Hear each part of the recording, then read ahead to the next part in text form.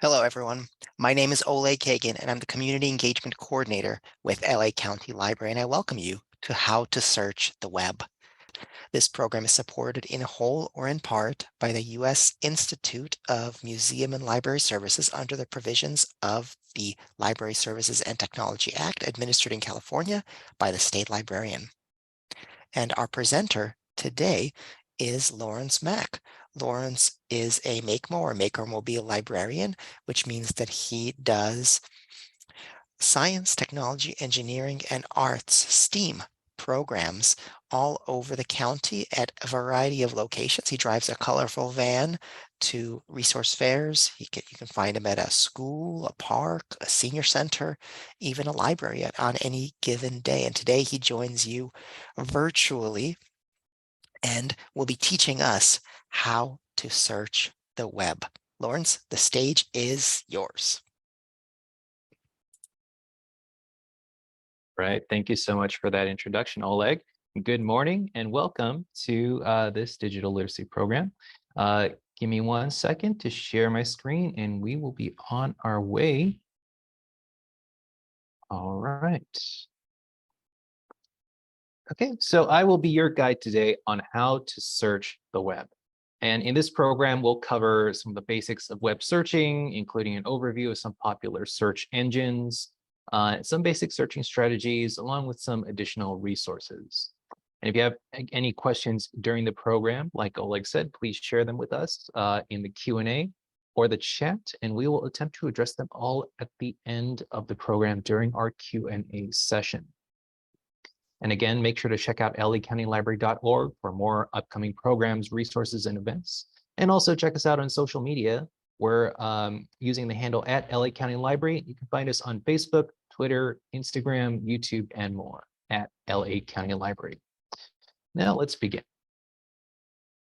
All right, so here's our program description. Want to go beyond the basic web search, learn about search engines, and improve your searching skills with basic searching techniques. All right, so let's take a look at the topics. So we're going to cover a couple topics. We're going to cover a variety of search engines and what makes them different from each other.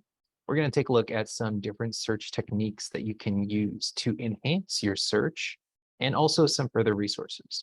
Now, first of all, I want to ask you all a question, and you can just type your answer in the chat. Whenever you have a need for information, what's the first resource you turn to try and find an answer to your question? Just curious. Let's take a look at the chat. Okay, I see a lot of Google, Google search, Google. Oh, I see a chat GPT. All right, Google, YouTube, Bing, Google. All right, so it looks like there's a general consensus here, and that's Google. And that is definitely one of the resources that I turn to as well whenever I have a question that needs answering. And so we will kind of take a look at Google in addition to other resources. Okay, I see a couple of Bings in there. We'll be taking a look at that as well. And all right, that's good. Now, a few decades ago, even around the turn of the century, I bet a lot of people would have answered something like encyclopedia or dictionary or the library. And they'd be right, because historically, most recorded information was preserved in books. But now as internet usage becomes more widespread, more and more people, probably most people, at least in the developed world, turn to computers to access the wealth of information available on the internet. Now, it would still be kind of hard to find a specific piece of information on the internet without something to point the way, like a search engine. And that's where the topic of our program comes in today. All right, so let's talk a little bit about internet searching. So a search engine is a software program that's designed to carry out web searches. And it's become an essential daily tool for many internet users, such as yourselves. And when faced with the need for information, a lot of people's first response is to either whip out their phone or go onto their computer and type their query into a search engine, such as Google. And you can find solutions to simple answers in a matter of seconds. But it's interesting to note that search engines were actually around long before the general public got into the habit of using computers. So the first internet search engine was created in 1982, and it was known as Whois. It was basically a directory for information associated with internet domains and users. But search engines have come a long way since then and cover a far greater amount of information. Now, search engines maintain three basic processes. So web crawling is when search engines crawl through the web and thoroughly explores websites and their individual elements. And then it sends that information to be indexed. Indexing is then done when the site information is saved in a database, which is then accessed when users send search queries. Now, these search engines, they're continuously crawling the web and updating their databases, since some web pages are constantly changing with new information. If you think about it, maybe websites like stock ticker websites or flight information websites, weather websites, those sites are constantly being updated with new information. Now, search engines do have to continuously crawl through and index data from sites like weather sites, since that data is constantly changing and a user searching for upcoming weather would probably like their data to stay relevant, such as our local weather here in LA suddenly got a lot of rain recently, and there was even a small tornado yesterday in the Montebello area. It wouldn't do to miss a report of rainy weather or strong winds and forget to wear a jacket or bring an umbrella.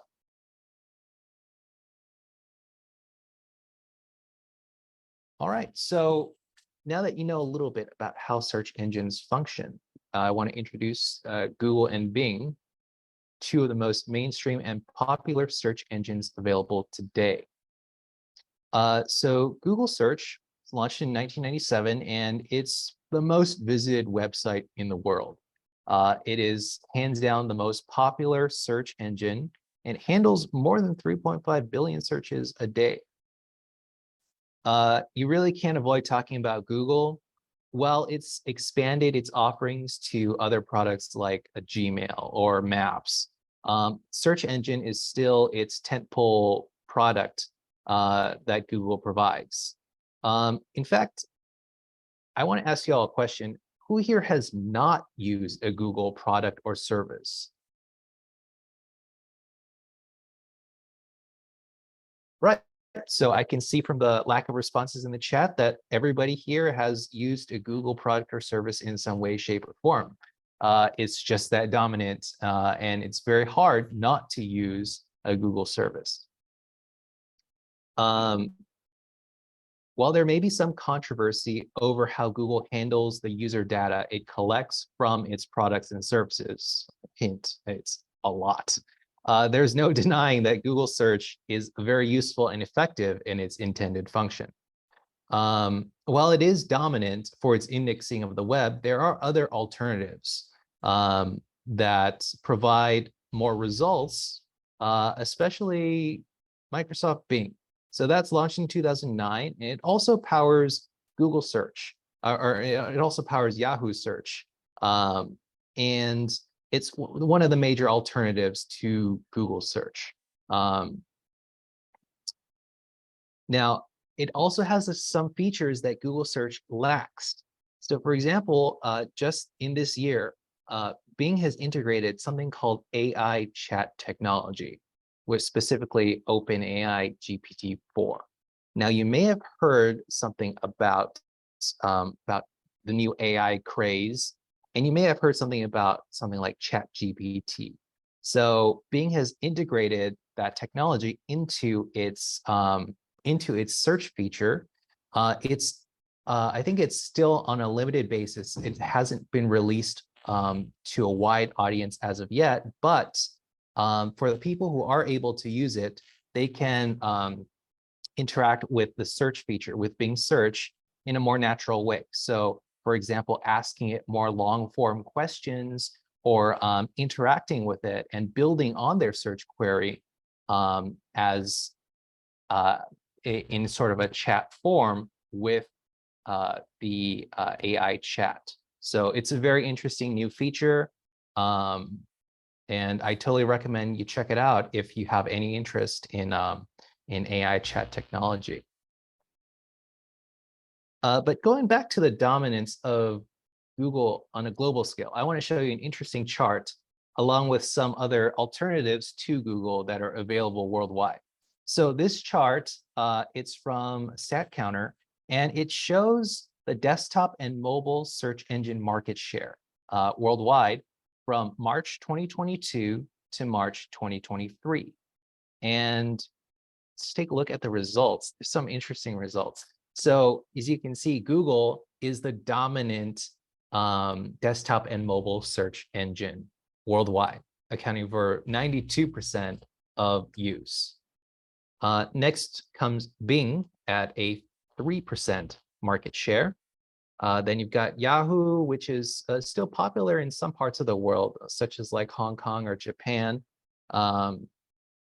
It's been spun off from the US Yahoo offering.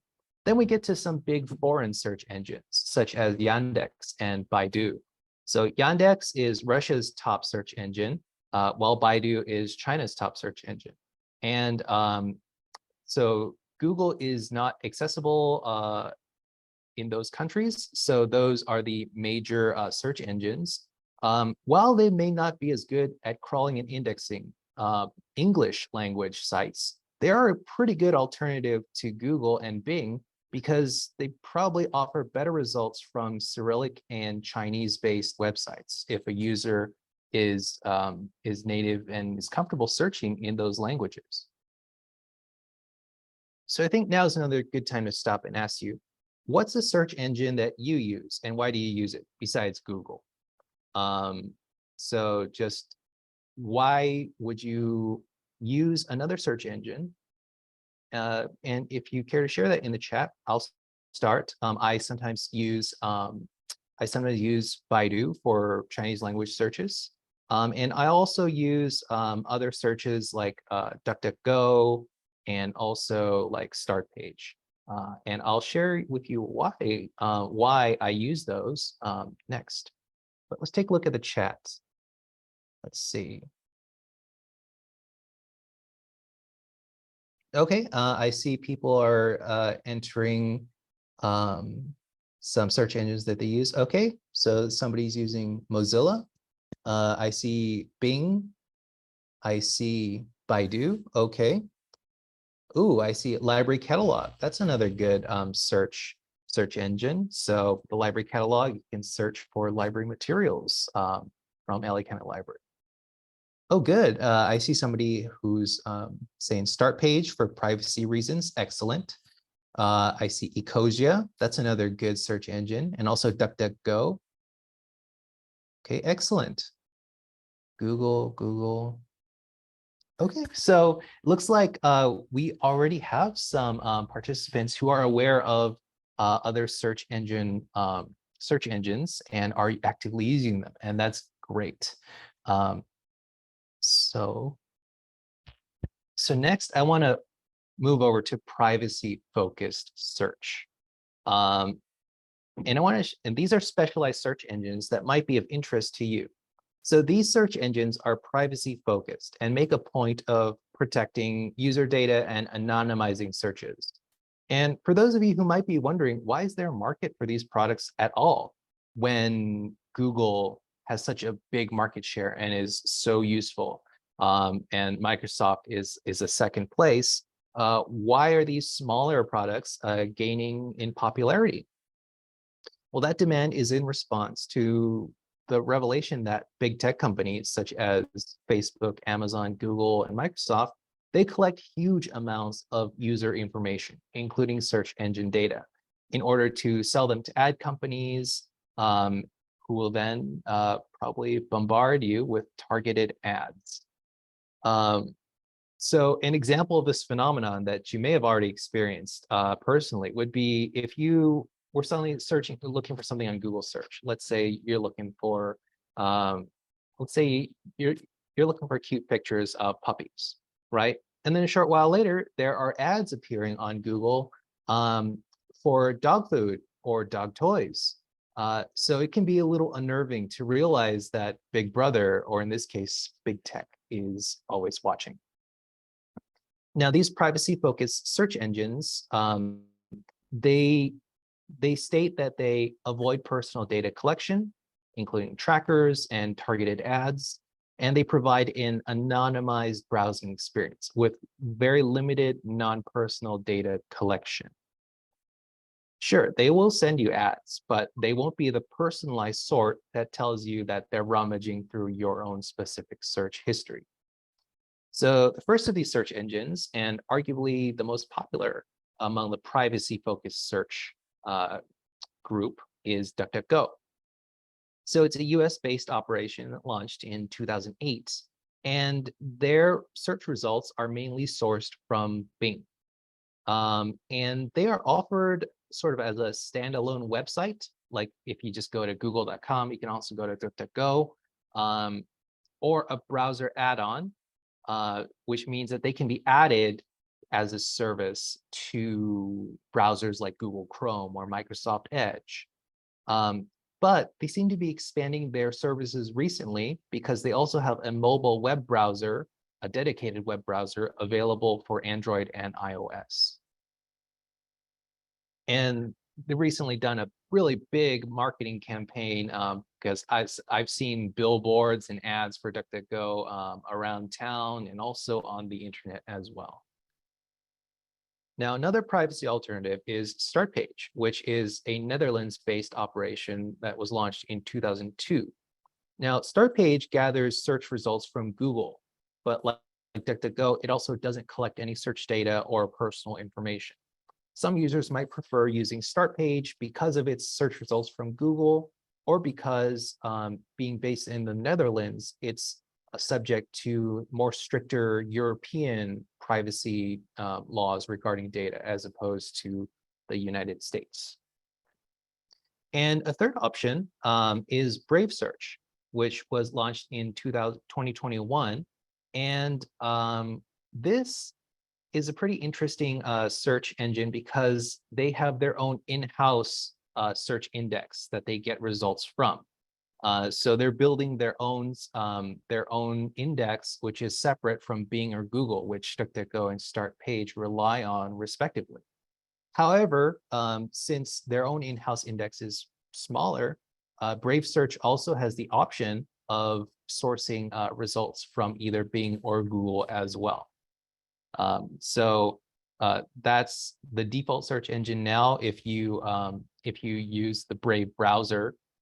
So I just wanted to throw that in there. So these are 3 different privacy-focused options that you can try out.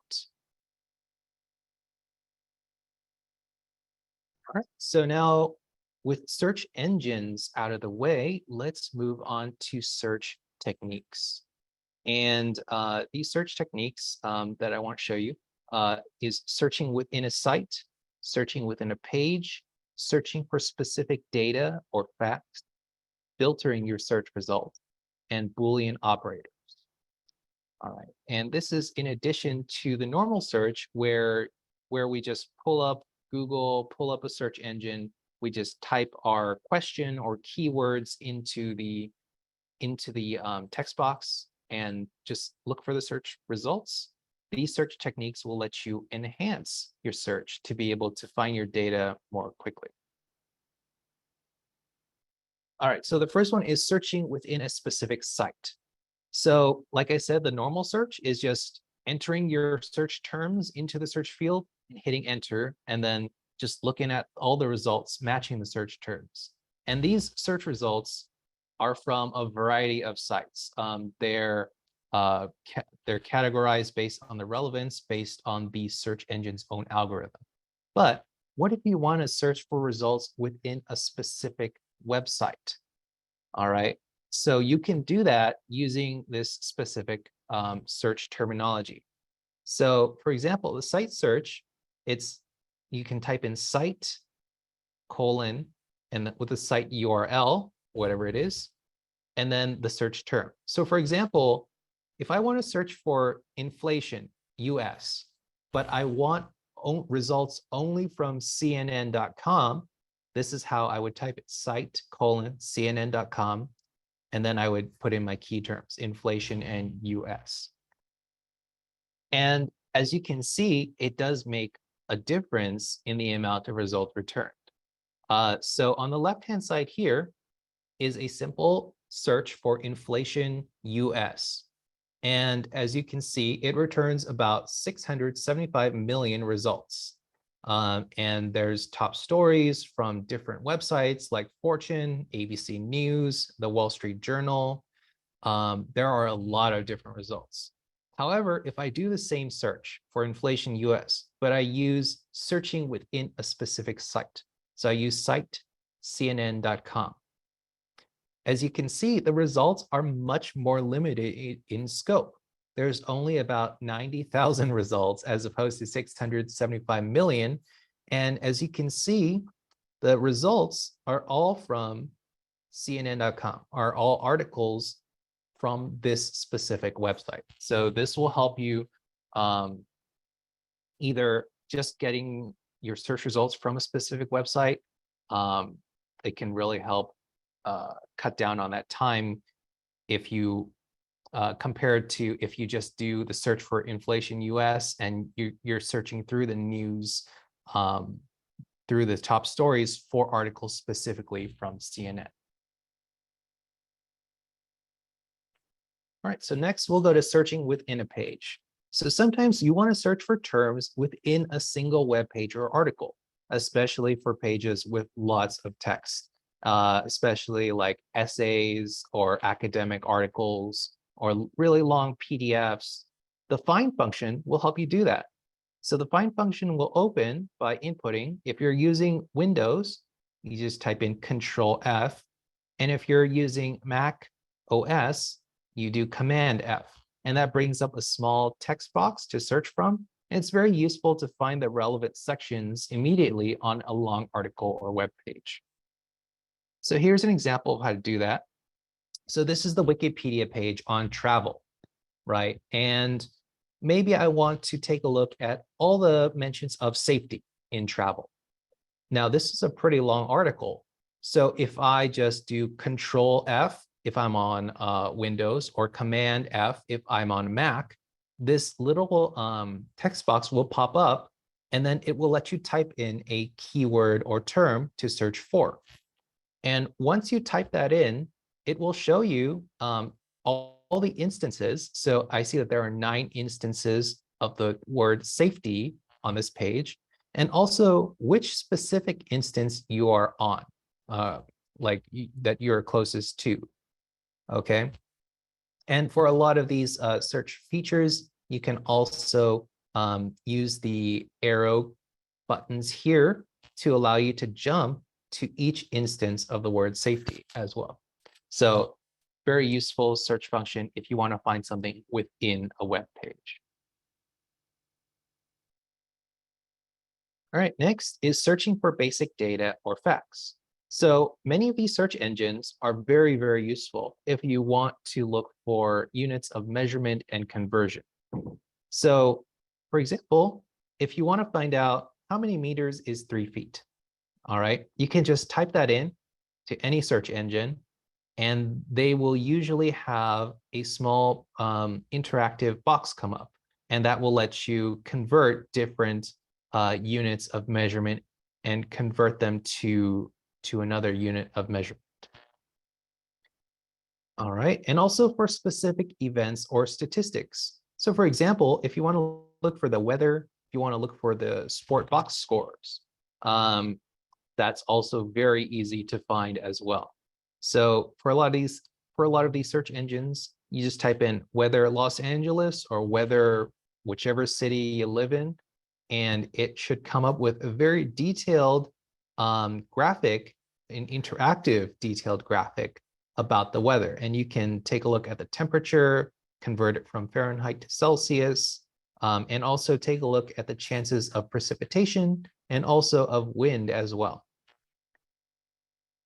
The same goes for sports scores. Like for example, if you just type in Lakers Celtics game and the date, they'll usually come up with like the box score with all the relevant data and statistics as well. All right, now we'll move to filtering search results. So filtering tools can help you narrow down regular search results. All right, so normal filter options can include, for example, the time range. So how old certain results are. It can include just news. It can include just books on the search term. It can include videos on the search term, and also shopping as well, products related to that search term. So for example, I type in New York travel. I'm just looking for that. And there are a ton of filters that I can use to limit my search options, to be able to find what I'm looking for more efficiently. All right, so the first thing is the time range. So you can filter the time range to results from the past hour to the past 24 hours, week, month, or year, or even do a custom range. All right. And also there are a bunch of different tabs that you can click on to filter them to whichever tab you're interested in. So for example, if I just want some news articles about New York travel, I just click on that and it will just have results that are categorized as news. If I want some images of New York travel, just click on that, or videos, or even if I want to shop for travel options like plane tickets or anything like that, I can always just click on that. So that there's a lot of broad categories for you to limit your search results by. All right, and now we get to Boolean operators. So this is a little bit more fun than the other filtering options. It's a bit more interactive. So Boolean logic is a set of operators or gates that can help limit or expand a search. Now the operators are words and, or, and not. A search set up to go through these gates in a specific order can retrieve specific results. So the first one is and. So and helps narrow a search. When doing a search on most of these search engine options, the and is implied. And I'll show you kind of how that works in just a second. So for example, let's say you're looking for two search options. You're looking for donut and also coffee, right? Donuts and coffee. So if you put in donuts and coffee into a search engine, you don't need to put the and, it's implied. So you can just type in donuts and then type in coffee. And that's the very same thing as adding an and in between those two terms. Now, or helps broaden a search. So for example, if you're doing donuts or coffee, you're getting results that either have donuts or coffee or both. And then not will omit certain words from a search. So most search engines use the minus, use the subtraction symbol instead of not. But basically, if you do donuts and then either the not or the minus sign coffee, then that means the search engine will attempt to return results with donuts, but without coffee. And we'll see how this works just a second. All right, so here's a Venn diagrams for you to see exactly how these search terms work. All right, so start with just the search term pets. So pets, that will return search terms that encompass all of these: dogs, cats, birds, fish, mongoose, rats, snakes, etc. All right, so that's the general search. Now, what if you want to search for pets, but not cats? So that means the results will feature results with dogs, birds, fish, blah, blah, blah, blah, but without cats. So this big bubble will be the search results that will be returned. Now, if you just search for dogs and cats, then the results will be narrowed. So that means the search engine will take the results from dogs, the results from cats, and only return the results that have both dogs and cats. All right. And then we get to dogs or cats. So that means the results returned will be dogs and cats and dogs and cats. So that's expanding the search instead of limiting it with and or not. Okay, so if you're interested in online searching and you want to learn more about it, we have a lot of library resources that are available in our catalog with ebooks and more, especially with our online learning resources such as LinkedIn Learning or Gale courses. You can see some of the LinkedIn Learning courses that we have here. So for example, online searching tips and tricks, perform a web search, search techniques for web developers. So there's courses for more basic options and more advanced options as well. And also for more digital literacy courses, especially you can visit our library website and see our list of library programming options that offer more insight into these topics. You can find a lot of our resources at lacountylibrary.org/learn. Now, here are some further resources that I want to share with you, and these will be included in the slides that will be sent to you in a follow-up email. So there are a lot of good search syntax guides. For example, for DuckDuckGo, there's a really good MIT Boolean operators guide that will show exactly, that will have more clarity on these Boolean operators or gates and how they work. And also there's a good Google guide that explains how to search the web on Chrome as well. Now, if you have questions about this, about the topics presented here or on anything at all, you're more than welcome to speak to a librarian, and you can reach us over the phone, using text, using email, or Instant Librarian at the times and days listed here. And you can also visit lacountylibrary.org/contact us for more information on how to contact the librarian, the library. Or you can also visit any open branch of the LA County Library and come up to the reference desk, and we'd be more than happy to help you with your informational needs. So thank you so much for listening to this presentation. I hope you've learned more about search engines, and now's the time for the Q&A. Thank you. Thanks for that, Lawrence. I know with search engines, everybody's initial worldview is very small. Most people search Google or Bing, as you mentioned, when you asked what people were searching. But in fact, the world of search engines is deep and wide for those interested. And it's one of those things that if you're interested in it, then you can expand your knowledge and become a master searcher. So we do have a few questions in the chat, and if you have more questions, do put them in the chat now. Lawrence and I are going to be here for you, try to answer as many questions as possible.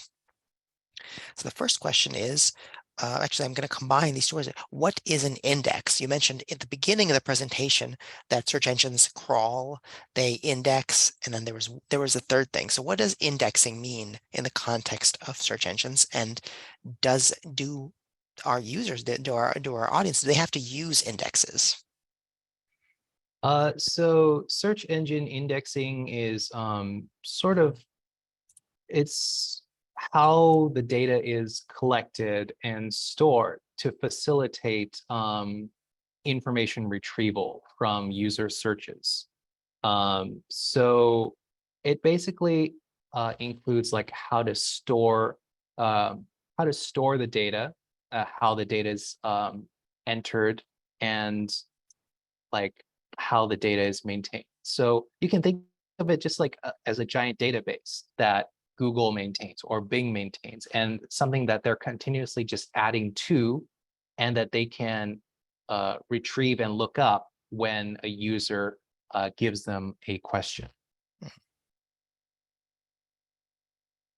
Sounds good. Actually, let's get a little bit bigger, because I know a few people have had this query or questions in this vein. What is the difference between a browser and a search engine?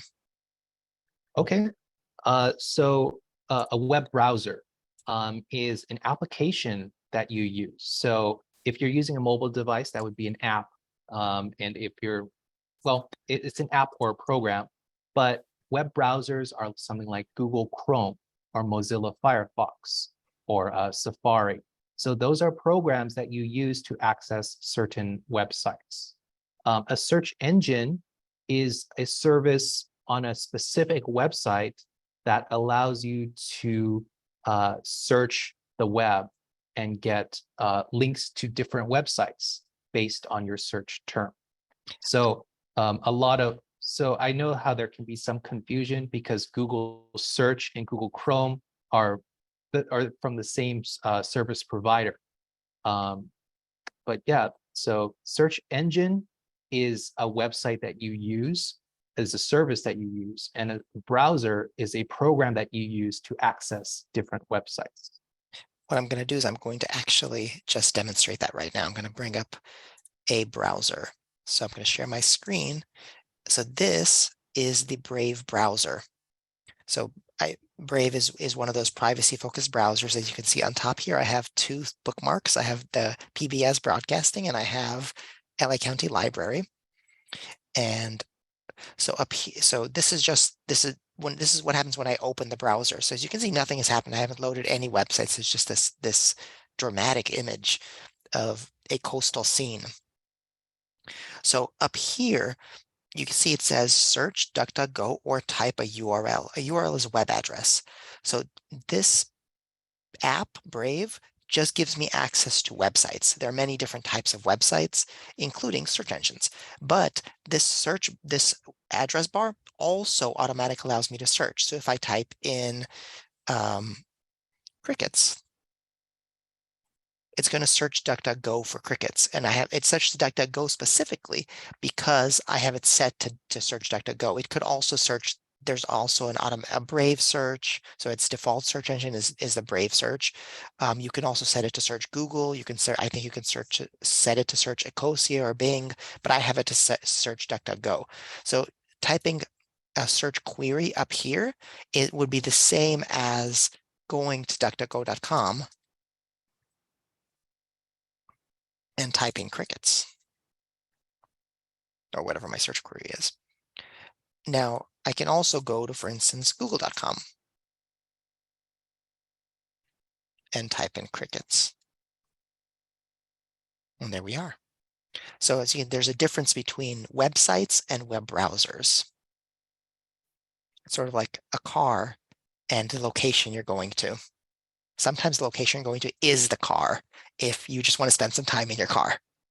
But usually you're trying to get somewhere else using your car. So the car is like the browser. I'm gonna go ahead and stop sharing and we'll get on to the next question. Hopefully that was helpful, because I know that's especially for beginner computers, that's a kind of a difficult distinction, just because especially on mobile devices, they're so integrated. All right, so then speaking of mobile devices, how do I get these privacy-based search engines on my phone? Okay, so a lot of them are available. Let's see, the best example would be DuckDuckGo. That's available as a standalone web browser in the App Store or Google Play Store, whichever type of ecosystem you have. So you can just search it up, DuckDuckGo, and just download it onto your phone. And it's the search engine and the web and the browser all in one app if you're using a mobile device. I use that. That's actually my default browser on my phone. I've been using it for a pretty long time. I use Brave and I use DuckDuckGo on my phone. And if I really need to, I have Chrome on there, if I really need to use some kind of Google thing or purchase something, I'll usually use Chrome. But yeah, lately Brave has really become my go-to on my phone. So it's between Brave and DuckDuckGo. So next question, where is Brave search based? Actually, I know the answer to that. It's San Francisco. The Brave browser is the company that makes Brave is based in San Francisco, and Brave Search, which I think is the search engine within Brave, yeah, San Francisco. What exactly is Instant Librarian? So Instant Librarian is a really cool service that we have. And it's basically a chat room, an instant messaging option that you can use to instantly message one of our available librarians, and they will attempt to answer your query right in the text box. So I'll look at the link to that and I'll post it in the chat so that you guys can check it out. So usually you would just go to our website. I'm going to click the bookmark. And so once our website loads, so if you go to contact us, which is up here on the right-hand side, the top, and we're going to load. And so we have a few different ways to contact us, which Lawrence mentioned earlier. So we got email. So if you click that, there will be a contact form, which will send an email to the library. You can contact us by phone. We've got chat, which is Instant Librarian. So it's open Monday through Friday, noon to 6. So we're a little bit early. We're 15 minutes early. But if you go to our website and contact us in 15 minutes, there will be a little box towards the bottom part of the screen.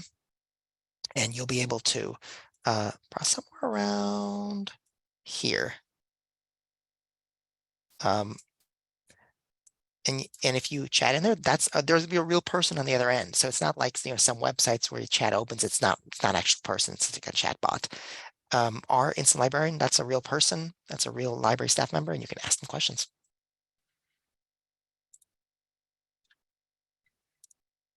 Next question. Can I use and or but in any search engine? Yeah, for the Boolean operators mentioned, you can use them in all the search engines that I mentioned, and they should be about the same functions in most search engines out there today.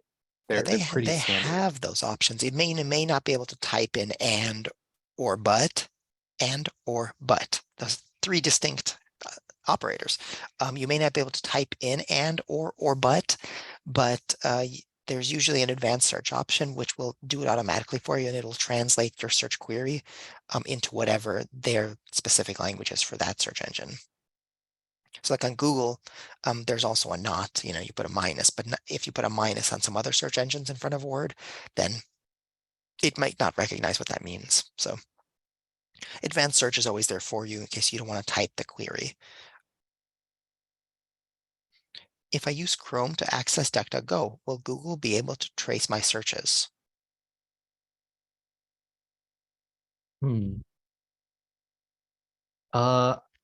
I believe if you're using DuckDuckGo, that search data is encrypted. Yeah, I wouldn't worry too much about it. Yeah. Because, well, if you're using the Chrome browser, and unless Google doesn't track person-specific searches and other websites using their browser. So what I mean is sometimes browsers will send anonymous diagnostic information to whatever company it is, and you can usually turn that off in the settings, but it's anonymous. Chrome also lets you log in to your Google account, and then Chrome might be able to see what sites you go to, but it typically won't. I can't imagine that the Chrome browser will know what you search on another website. So yeah, I don't think that's something you need to worry about.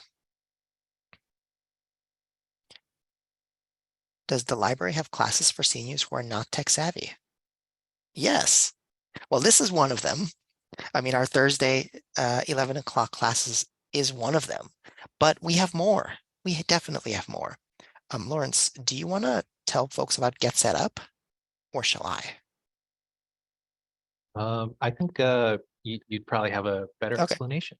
So Get Set Up. Get Set Up is a really neat service that the library offers. And it is their classes. They're like classes like this, only with only a few people where you can see other people on camera. And the classes are on all sorts of topics, including a lot of tech topics. So let me show you. I mean, lately my theme for this has been, let me share my screen and show you. Because sometimes it's easier to just show you than to explain it.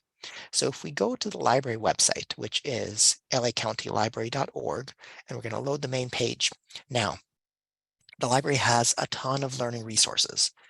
To access them, we go to Digital Library and Online Learning.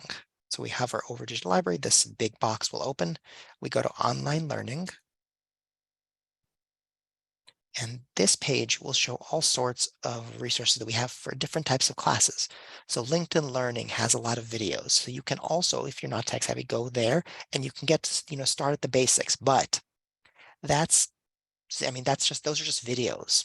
So you're not gonna be able to ask questions or anything. Let's scroll down. So we got Mango, which is learning languages. Gale is other courses. Universal Class more courses. What we really want is to get down to Get Set Up. So Get Set Up is an online community for older adults. Specifically for older adults, you have to be an older adult to get on there, who wants to learn new skills, connect with others, and unlock new life experiences. Classes are taught by older adults and kept small to ensure everyone can actively participate. So we have access to this until September of next year, so you have plenty of time to use it, and I really suggest that you do. So I'm going to go into it. I'm going to click on it, and we're going to see what happens. I may have to create an account, but I think we'll be able to browse the classes without doing that. So we get access to this through the California State Library, and you see featured classes here. So usually when you sign up, they want you to do a new member orientation, and they have them really frequently. And now we can see some of the basic classes they have. So these are the featured classes. Create a meaningful life in midlife and beyond. So these are classes that make you think about your life, but we also have tech classes. And the kind of tech classes that people often ask us for that we haven't done maybe yet, but you can get them here. So Apple, Mac, Computer Basics. So if you have an Apple and you're not sure how to use it, or you know that there's more to than what you know, you can book to get to Saturday, March 25th, 5 p.m., Apple, Mac, Computer Basics. That's this Saturday. You can go to Get Set Up today, get signed up, and book access to this class. And it's going to be like 10 or 12 people, and you're going to be able to see everybody. You're going to be able to talk to people. And there's going to be people who are, if you're an older adult, just like you, who are interested in Apple, Mac, Computer Basics. And this gentleman here is going to be the teacher. We have using your Android smartphone right here, taught by Lee Weinberg, Sunday 26. That's this Sunday, 7 p.m. If you're not sure how to use your Android smartphone or want to know more, this class is for you. And there's more. There's a lot more. There's movement classes, iPad basics. So I know we had a question earlier in the chat about iPads. So this is the place where you would ask, and you'll be able to physically just ask your question instead of having to type it into the chat. We have origami, how to listen when you'd rather shout. I think I need that course. So we got like popular or how to make extra income. There's all sorts of 5 ways to take your salad to the next level. I also need that course. I just need a few more years until I can access Get Set Up. I mean, honestly, if I was an older adult, I would be on Get Set Up all day long. So again, how to Get Set Up? You just go to our website, lacountylibrary.org, Digital Library, Online Learning. You get to this page here, and you can scroll through all the other good stuff we have. And of course, you can use that. It's all free, and I recommend it. Then you get right after Coursera is Get Set Up. You click on that. You'll have to create an account. I think you have to do an orientation class, and then you're good to go. So if that's something that's of interest to you, by all means, please don't hesitate to access that. And we won't feel bad. We'll only feel good that you're accessing more library resources. We can't do everything. We only have once weekly classes, Thursdays at 11. So that's a really long answer to a question. Does the library have classes for seniors who are not tech savvy? So yes, yes, yes. All right. The next question. I'm not convinced that Google and Bing pay attention to and but anymore. They learned how to do Boolean searches 30 years ago as a Library of Congress employee. I haven't used and but for a pretty long time on Google. I use the not very frequently, and I use the cite relatively frequently, and I use the parentheses very frequently. So the parentheses kind of we talked about the parentheses. Well, I mean, not the parentheses, the quotes. So I use the quotes really frequently, which is kind of like and, but not exactly. So we can check the Google, we can double check on that. Have you been able to look at the Google Advanced Search instructions lately, Lawrence? Because I think it would say that there to be sure. So I'm gonna go to the next question while you look that up. Is there a safer search engine for banking? So you shouldn't be using a search engine for banking.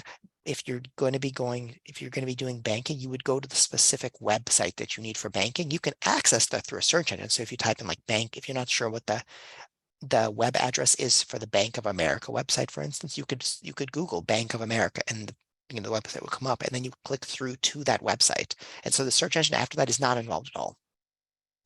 So you don't have to worry about search engines with relation to banking.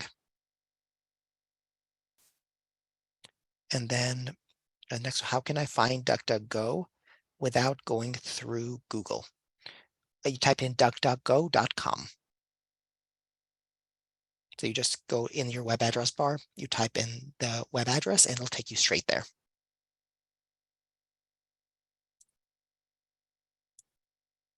Oh, she meant not. I don't find that and or not limits the search. Not definitely limits the search. I use it all the time. Although I rarely type not. I just put a little minus next to the word that I don't want to use, and I know for sure that that one works. Yeah, so if you want, I'll share the screen with the Google Advanced Search, and then we take a look at the options. So for example, here's the Google Advanced Search page. So these basically fulfill the functions of the Boolean operators. So this is kind of like and with all of these words, this exact word or phrase, and then any of these words, which is or, none of these words, which is not. And then you can do a number-based search as well. And then to look at the instructions, Google has a page on how to do an advanced search in Google, and it explains all these options in depth. It's sort of like a expanded version of this presentation, but specifically for Google. Mhm. And I like on the right, I'm looking on the right side, there's order food on Google, accessibility search on Google. So if you're interested in Google search, I recommend going to the site and clicking around, because there's a lot of things that you can learn. And sometimes it's just that little thing that you're like, oh, I didn't know I could, this is amazing. I didn't know I could do that specifically. And here's how. So we'll put a link to this site, the support page for Google search into the follow-up email. So they give you a chance to click in there and click around and learn more. That's the way I learn. I don't know about you. I'm always clicking around and learning random stuff. Okay, we've got a new question. How do I use Zoom? I used my browser today for this meeting. Oh, that's a great question. And that's using the browser is a legitimate way to use Zoom. A lot of people use Zoom just within their browser. Lawrence, do you wanna tackle how to use Zoom beyond the browser? Sure. So Zoom is available as a service on two different ways. So the first way is how the person who asked the question use it on the browser. So what that does, it basically just opens the application within the browser. So within one of the web pages, and it just loads it up through either Google Chrome or Firefox or Safari, whichever browser you're using. So that way, it's very convenient and you don't need to install anything on your computer. The second way is to use Zoom as an app or a program. And what that does, that means you can download Zoom onto your smartphone or onto your computer, and it will install on your computer as a dedicated program that you can use to access Zoom rooms. So it's basically just a matter of using it through your browser or through the dedicated app. Yeah, when you say download, download means to take something from the internet and put it onto your computer storage. So put it onto your own hard drive. So it's safe. Even if you turn off the internet, it'll still be there. So there's the main difference between using Zoom on the browser, or there's two main differences. One is that, like we're saying, if you use Zoom on the browser, you don't have to download separate software. So it's a little bit easier. But the number two is that there are some features that don't exist within the Zoom on the browser. So you have to download the app for that. So for instance, like virtual backgrounds, like Lawrence and I both have these things here. These don't exist on the browser. I think you might be able to blur, but actually even that, I'm not sure if it works within the browser. But if you're just going to be listening to this presentations, and you don't really care where even if you're going to be talking, whether there is a background, then it doesn't matter. Like for basic Zoom use, the browser version is just fine. Okay, so I don't see any other questions, but I'm gonna go ahead and give people a minute or two, maybe like 30 seconds, to see if there are other questions. In the meantime, I'm going to remind folks about what we have coming up next week. I mentioned it at the very beginning of the program, but I feel like if some people came in a little bit later, they may not have seen what we have coming up, and that is discovering podcasts. So next Thursday at 11 a.m., we have discovering podcasts. And it is a program that's going to teach you all about the world of podcasts. And it's a very big world. You can listen to on podcasts on a variety of different apps on your phone or on your computer, even within your browser. And there are podcasts which are like radio shows about any topic out there. Whatever your interest is, there's podcasts, more than one, very likely, about that topic, covering it from different angles. So that's how you can access that by registering, and then next Thursday at 11, log in via the Zoom in your browser, log in via the Zoom app, and we'll see you here. Somebody did mention earlier that they wanted to learn about how ChatGPT, what is ChatGPT, like what the chat is. And it was way up the chat. Somebody wanted to know about. Let me see if I can find the exact question here. I know somebody mentioned ChatGPT when you asked the initial question, like what do people use to find information? And ChatGPT has become more popular for that. But I think somebody mentioned something about I think at oh yeah, 11:40. oh yeah, basic information on OpenAI chat, please. Yeah, I mean that's a big and interesting topic. And in fact, we're going to have a program on exploring AI coming up in April. It's going to be sometime in the middle of April, and we'll be talking about ChatGPT, and we're going to be talking about all sorts of interesting AI stuff and demonstrating. But Lawrence, do you want to provide a little bit of information about ChatGPT and its Oh, possibilities? okay. So ChatGPT is an example of an AI chatbot. So it basically can give really detailed, nuanced answers to questions. Now, whether that data is accurate or not is up for debate. But they basically work with something called a large language model.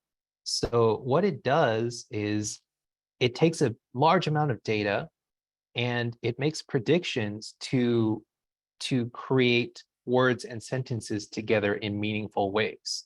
So that's how they can reply to you in a sort of in a very realistic way with realistic speech patterns, while they can have an almost encyclopedic knowledge of topics. So a lot of companies are focusing on developing those tools to use in their for search features from Google and Microsoft. So there's a lot of real world services that want to integrate this into their services. That's about the answer I have. Do you have any more to add about that, Oleg? I do, but I don't know if we have time. So I mean, I've demonstrated ChatGPT just live on at other programs, but I don't think I'm going to do that here. But if you do want to access, anybody can access ChatGPT. It's just it's available. I mean, it's free. So if you want to access it, it's really literally just it's like a chat room. You just type it in and it answers you. And you sign up. You can sign up using your Google account. I mean, you usually need to put in an email or something. I just signed in using my Google account. Um, I'm going to post a link in the chat, and if anybody wants to play with it, chat.openai.com. And yeah, I mean, there's a paid account which provides updates faster, and if it's really busy, it'll work anyway. The free account sometimes doesn't work if the servers are overloaded. But yeah, I think if you're interested in AI or just interested in chatting with the system, that's I mean, very impressive. I gotta say, even though there are definite drawbacks, like it makes things up sometimes, and it doesn't always understand questions properly. Sometimes it makes really weird errors. But even even with that, it's a very impressive system. I enjoy playing with it. I play with it. I've started playing with it months and months ago, and I use it for various things, even not just to play with it. I actually use it for things. So yeah, it's a lot of fun. So let's see if we have any other questions. I think we've exhausted the questions, and I hope we've inspired some curiosity among the folks to go in and tinker around with search engines and even AI chatbots. So all right, let me just post our post-event survey into the chat. We always ask humbly that you fill out our post-event survey. It's very short, but it gives us information about how to make our events better. So if you take a moment to fill that out, we would very much appreciate it. And speaking of appreciation, Lawrence, thank you for teaching us how to search the web. And to all the folks out there, thank you for sticking around and spending your time with us this morning. Hopefully you learned something, and we'll see you next week.